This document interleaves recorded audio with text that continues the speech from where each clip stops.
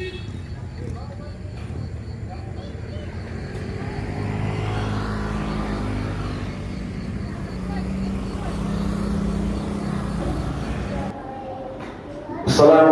warahmatullahi wabarakatuh. Alhamdulillahi rabbil alamin, wassalatu wassalamu ala asyrafil anbiya'i wal mursalin sayyidina Muhammadin wa ala alihi wa sahbihi ajma'in, amma ba'd. Suatu saat Rasulullah sallallahu alaihi wasallam keluar dari masjidnya, Masjid Madinah Al-Munawwarah. Rasulullah bertemu dengan seseorang. Nabi paham bahwa ini adalah iblis yang berwujud manusia. Rasulullah bertanya, "Wahai iblis, kenapa engkau mendekati masjidku?" Iblis mengatakan, "Wahai Muhammad, saya akan masuk ke dalam masjidmu. Ada dua umatmu dalam masjid, satu sedang tidur, satu sedang sholat. Kamu apakan iblis?" Kata Rasulullah. Iblis mengatakan, "Saya ingin mengganggu umatmu yang sedang sholat. Saya takut mendekati umatmu yang sedang tidur." Kenapa? Iblis mengatakan, umatmu yang sedang tidur saya takut mendekati karena dia sudah pakai dirinya dengan bacaan-bacaan Al-Quran sebagaimana yang diajarkan Muhammad. Sunnah Rasulullah SAW kepada kita umatnya, banyak di antara bacaan-bacaan yang diajarkan Rasulullah untuk kita baca sebelum kita tidur, baik tidur malam, tidur siang. Tapi minimal ada 4 yang kita baca. Apa itu? Trikul tanpa ayat kursi, Al-Ikhlas, Qul huwallahu ahad sampai akhirnya, Al-Falaq, Al-Falaq sampai titiknya, Qul a'udzu birabbin sampai habisnya, Al-Baqarah 255, ayatul kursi Allahullah sampai wala ya'uduhu hifzuhuma wa huwal aliyyul azim. Minimal 1 kali kita baca sebelum kita tidur. Kalaupun kita mengantuk, tidak mampu, kita jadikan 4 kali 3, 4 bacaan tadi alih terikun tambah ayat kursi 3 kali masing-masing. Kalau tidak mampu 1 kali, setelah itu kita tiup kedua telapak tangan kita, kemudian kita satu ratakan ke seluruh tubuh kita, depan, belakang, kanan, kiri, oke. Apa gunanya itu? Yang pertama akan jauh dari mimpi yang jelek. Yang kedua akan jauh dari ketindisan oleh setan. Biasa kita ceritanya kemana itu tindis. Yang ketiga akan jauh juga dari kiriman-kirimannya teman yang biasa kirim-kirim. Apa kirim kami? SMS. Karena dia memiliki sifat SMS, susah melihat orang senang, senang melihat orang susah. Berhati-hati, sakit hati, hasud. Nah, salah satu makna akhir ayat Qul a'udzu birabbil falaq, akhirnya itu mengatakan, "Wa min syarri hasidin idza hasad." Ya Allah, jauhkanlah saya dari iri hatinya orang, dari kirimannya yang orang yang iri hati kepada saya dan iri hati saya kepada orang. Baru kita tidur. Maka sebelumnya sunnah Rasul kita disunnatkan untuk kalau ada misalkan sarung, ada bantal ya kita bersih-bersihkan untuk pembaringan kita. Dan makhluk Allah yang lain juga ada di antara kita. Kita perlu paham Bapak Ibu sekalian, hanya 2 makhluk ciptaan, makhluk ciptaan pencipta Khalik Allah. Hanya 2 ciptaannya Allah di permukaan bumi ini. Wa ma khalaqatul jinna wal insa illa liya'budun. Siapa itu? Makhluk yang kelihatan manusia, makhluk yang tidak kelihatan yaitu jin. Makanya wa ma khalaqatul jinna wal insa azza ayat 56. Nah, ada yang tanya, di mana tempatnya setan di sini? Nah, kalau cuma 2 diciptakan Allah, manusia dan jin atau jin dan jun istilahnya. Nah, setan itu bukan wujud. Setan itu sifat. Setan dalam bahasa Arab artinya segala sesuatu yang menjauhkan seseorang dari rahmat Allah. Itu setan. Segala sesuatu yang menjauhkan orang dalam mendekatkan diri kepada Allah, itu namanya setan sifatnya. Setan bisa berwujud manusia, bisa berwujud jin. Kalau misalkan yang mengganggu kita sebelum tidur, mimpi yang jelek menipis kita, itu syaitan, sifatnya golongannya jin, akan hilang, akan mental kalau kita baca trikul tambah ayat kursi sebelum kita tidur. Ada juga syaitan dari golongan manusia. Min syarri waswasil khannas alladzi yuwaswisu fi sudurin nas minal jinnati wan nas. Kalau ada teman tak di lain tempat mengajak kita untuk berbuat negatif, tidak usah datang ke masjid, tidak usah puasa, tidak usah. Maka itu syaitan juga. Sifatnya syaitan untuk manusia. Ada teman bersemur intermezzo mengatakan begini, kalau ingin mengusir syaitan dari golongan jin, gampang, bacakan ayat kursi. Sama kalau kita baca sebelum tidur, akan hilang jin dari golongan syaitan dari golongan jin.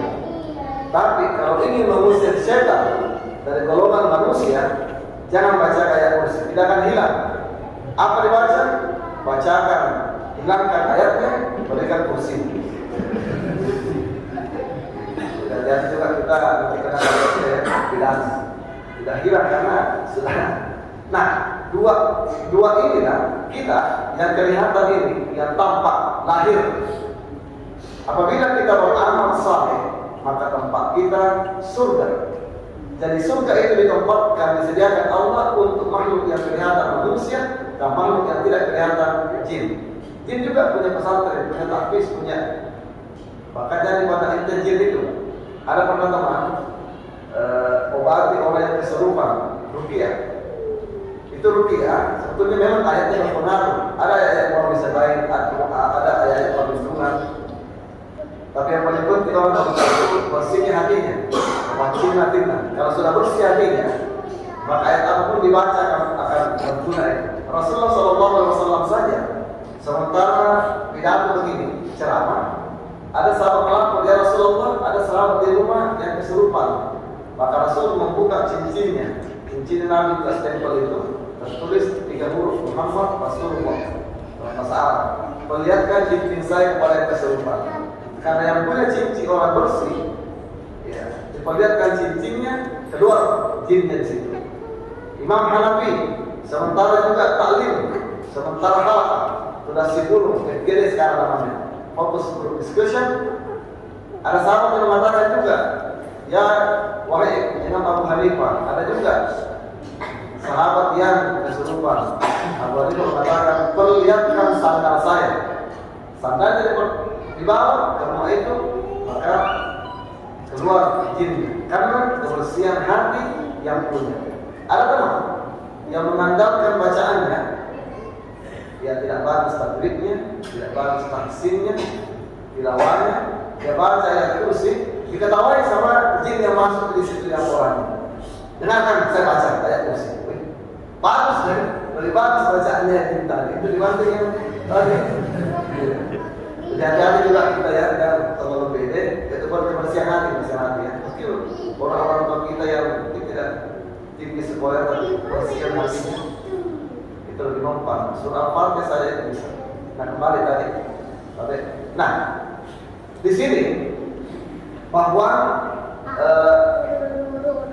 surga itu disiapkan Allah bagi manusia dan jin yang banyak amal salehnya. Neraka disiapkan Allah bagi manusia dan jin yang banyak amal salehnya. Amal saleh diperbanyak, amal salah diminimalkan. Tidak boleh juga dikatakan ditiadakan. Tidak ada manusia tidak ada salahnya dosanya. Karena masalahnya itu manusia al-insan, an-nas, al-ins. Kata dasarnya nasiyah, lupa. Manusia tempatnya kealpaan dan kelupaan. Hadirin wal hadirat yang dimuliakan Allah. Kembali ke cerita tadi. Jadi pelajaran yang kita petik dari orang yang tidur di masjid tadi, mendahului tidurnya dengan trikul tambah ayat kursi dan disempurnakan ke seluruh batang badan, seluruh tubuh, memberikan pelajaran kepada kita bahwa orang yang banyak mendengar dengan ceramah di televisi, di YouTube, termasuk di masjid, banyak membaca, itulah juga salah satu hikmah kenapa Allah menciptakan dua telinga kepada kita, supaya banyak mendengar agama Allah ilmu, banyak mendengar Al-Quran. Allah menciptakan dua mata kepada kita, banyak melihat Al-Quran, mengaji, banyak membaca juga kebaikan-kebaikan. Tapi cuma satu mulut diciptakan Allah. Maknanya kurang bicara kecuali yang benar. Nah, maknanya bahwa pentingnya. Sini kita alhamdulillah berdiri masjid, anak-anaknya ada pondok tahfiz, asrama tahfiz, alhamdulillah. Anak-anak kita di sini. Ini bagian daripada menghidupkan ajaran agama. Kemudian yang kedua, Nabi tanya, wahai iblis, kenapa engkau berani mengganggu umat yang sedang sholat? Dia sudah sholat menghadap Allah. Iblis mengatakan, wahai Muhammad, saya berani mengganggu umat yang sedang sholat karena dia sholat tanpa didahului oleh ilmu dulu, ilmu tentang sholat. Dia langsung sholat tanpa ilmunya. Nah, apa di antara kehilapan-kehilapan masyarakat kita di tempat lain terkait dengan sholat yang terkait dengan pemahaman rukun dan syarat serta sunnahnya sholat. Syarat sholat adalah sesuatu yang harus dipenuhi sebelum kita sholat. Bersihnya tubuh dari najis, berwudu bagi aras kecil, mandi junub bagi aras besar, menghadap kiblat, masuk waktu, menutup aurat, syaratnya sholat. Sebelum sholat kita penuhi itu.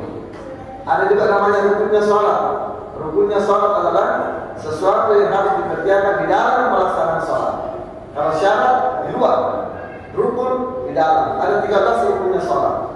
Mulai yang pertama niat, yang kedua berdiri bagi yang mampu, yang ketiga takbiratul ihram, 4 baca Fatihah, 5 ruku dan tumakninah, 6 iktidal dan tumakninah, 7 sujud dan tumakninah, 8 duduk di antara dua sujud dan tumakninah diam, 9 duduk terakhir bertahiyat, 10 membaca syahadat, 11 salawat, 12 salam, 13 tertib.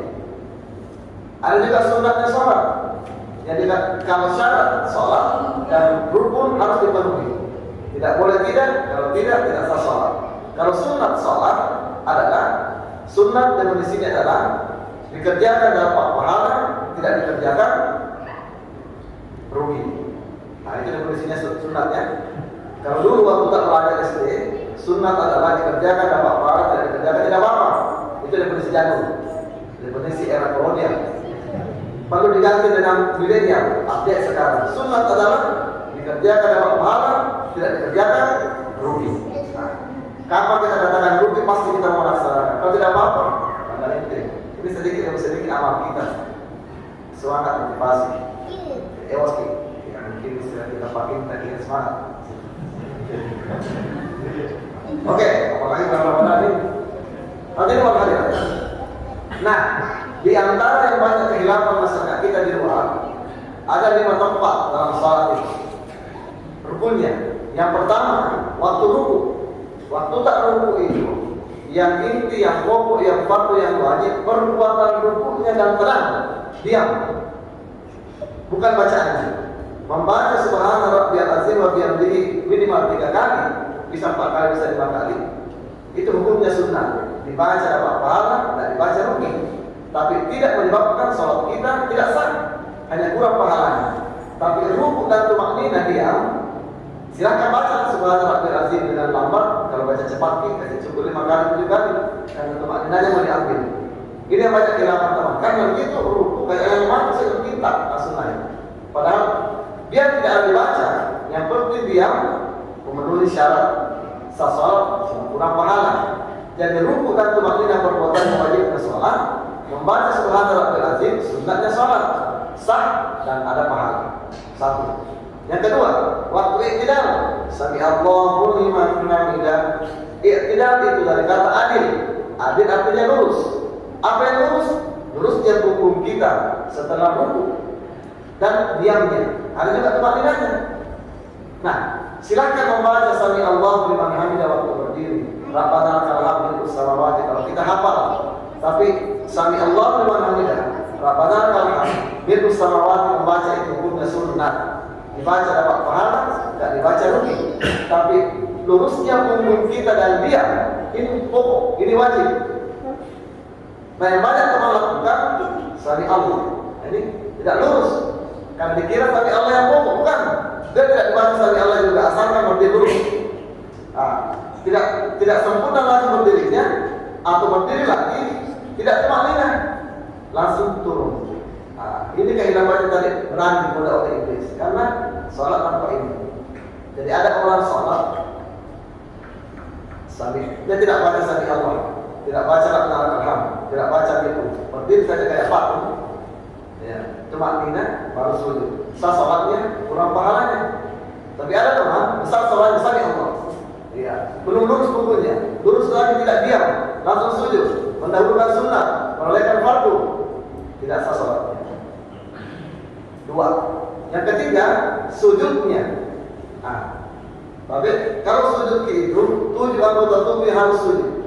Yang pertama dahi, inilah hikmahnya kita laki-laki pakai songkok supaya tidak turun patenya rambut ke kepala. Perempuan aurat, perhatikan rambutnya. 1 dahi, yang wajib sujud dari 7 anggota tubuh. Yang kedua, ketiga wajib sujud 2 tangan. Kasih rapat kiri tangan tak, antaranya lutut tak dan wajah tak. Lokasinya tangan, bukan juga dekat wajah, bukan juga dekat lutut. Palungan antaranya. Nah, kita rapatkan begini. Kenapa dirapatkan? Tidak macakar begini. Coba kita lihat pengobatan akupuntur Cina, sumber dan pengobatan ada semua di tangan ini. Ini sumber obat semuanya. 1, 2, 3, 4, 5 yang harus sujud, 2 lutut. Saya kira lutut tak semua sujud. 6, 7, 2 kaki. Apakah rapat kaki begini atau tidak? Yang jelas berdiri dan tumanina. Tidak. Ada tumanina juga. Yang tumanina yang jalan yang kita lalaikan. Begitu tak langsung naik. Jadi yang rukun, yang pokok, yang wajib, yang inti waktu sujud kita, perbuatan sujudnya dan diamnya. Urusan membaca subhana rabbiyal a'la minimal 3 kali itu sunnah. Cuma kalau kita baca itu sah salat ada pahalanya. Dibanding memahami saja langsung naik. Jadi tidak wajib disujud hidung. Kalau kebetulan hidung tak maju keluar, kasih sujud. Tapi kalau maju ke dalam, jangan paksa sujud hidung, tidak sujud dalam. Ikut itu. Tidak wajib tidak sujud ini situ. 7 betul wajib sujud. Ada teman waktu penempatan pertama kali tugas di Masamba, Lubu Utara. Itu saya masuk sujud terakhir baru saya masuk di masjid. Ada teman saya lihat begitu sujud terakhir jalan tahiyat, kasih masuk memang kaki satu ini. Jadi cuma satu kakinya berdiri, yang satu masih begini. Padahal belum ada kode imam itu Allahu Akbar. Dia tidak tahu karena berdirinya kaki dan tumanina rukunnya wajibnya sholat. Yang keempat adalah duduk di antara sujud ini. Ya, dengan tenang, silakan baca Al-Qur'an ini. Warhamni, wajabuni, warfa'ni, warzuqni, waqtini, wa'afini. 8 doa di situ menurut ulama. Inilah sebetulnya intinya kita dunia akhirat. Jadi apa itu doa? Kalau itu saja kita hafal, kita baca doa Nabi Sallallahu kita kasih pindah ke situ. Karena 8 yang kita minta itu ada sebetulnya di akhirat. Rabbi sabili ya Allah ampuni saya. Warhamni rahmati saya ba'amasih. Wajabuni cukupi segala kebutuhan saya, tutupi segala kekurangan saya. Warfa'ni angkat derajat status saya. Warzuqni berikan dalil rezeki kepada saya. Wahdini berikan petunjuk kepada saya. Wa'afini berikan kesehatan, keselamatan, kesejahteraan. Wa'afani maafkan. Semua menjelaskan di sini. Itulah hikmahnya kenapa sholat itu banyak pahalanya, karena ada zikirnya, ada doanya, ada salawatnya, ada gajinya, ada banyak di sini. Nah, ini yang terkait terakhir termasuk membaca surah Al-Fatihah. Membaca surah Al-Fatihah rukun keempat sholat. Imam Syafi'i mengatakan wajib membaca Fatihah setiap rukun meskipun kita sholat berjamaah didengar sholatnya imam. Jadi kalau kita berjamaah, tempatnya kita baca Fatihah setelah waladhdallin, amin. Disunatkan imam diam sejenak, kasih kesempatan makmum baca Fatihah. Kalau imam langsung membaca rukunya, kita baca Fatihah makmum. Dan disitulah kesempatan kita baca Fatihah. Ada ibu dulu mengatakan, Pak, aku itu tidak baca. Imam kenapa diam sebelum baca surah? Nah, lupa barangkali kepalanya. Oh tidak. Nah, kasih kesempatan baca Fatihah. Ibu ini mengatakan, nah sudah baca Fatihah. Saya tanya, kapan dibaca Fatihah? Bersama dengan imam. Jadi kalau imam baca Fatihah, ikuti juga. Oh jangan dulu, dengarkan saja. Dengarkan bacaan Fatihah. Hanya imam nanti habis itu baru kita baca Fatihah. Karena izan quri'al Qur'an fastami'u lahu, dengarkan. Itu dibacakan dan dengarkan. Nah inilah semua. Apatah lagi meskipun Imam Hanafi mengatakan apabila sholat Fatihahnya imam didengarkan, ada pendapat mengatakan dia tidak baca Fatihah makmumnya karena ikut mendengarkan Fatihah imamnya. Cuma lebih bagus kalau kita tetap baca Fatihah juga. Semoga Allah merahmati pertemuan kita kali ini dan memberikan nikmat iman, Islam, kesehatan, rahmat. Amin ya rabbal alamin sampai Lebaran nanti. Jadi kita ikutilah diklat madrasahnya Ramadan, salat jamaah, salat isya dengan ceramah, tapi kecuali ada urusan besar. Yang puasa berarti karena puasa itu ibadah rumah. Isinya kita semua ibadah kita dan semua amalan kita itu ibaratnya macas sampai. Jadi semua taruh kita ngaji ta'abatat, bukan dan sebagainya ibarat macas sampai 11 bulan akan dibagi telepon dan telepon. Jangan sampai kalau amal tak segas di Ramadan mungkin baru 4 bulan robek di baterainya. Oleh karena itu kalau bukan sekarang kapan lagi? Kalau bukan kita siapa lagi? Hadallahu ya ajma'in. Wassalamualaikum warahmatullahi wabarakatuh.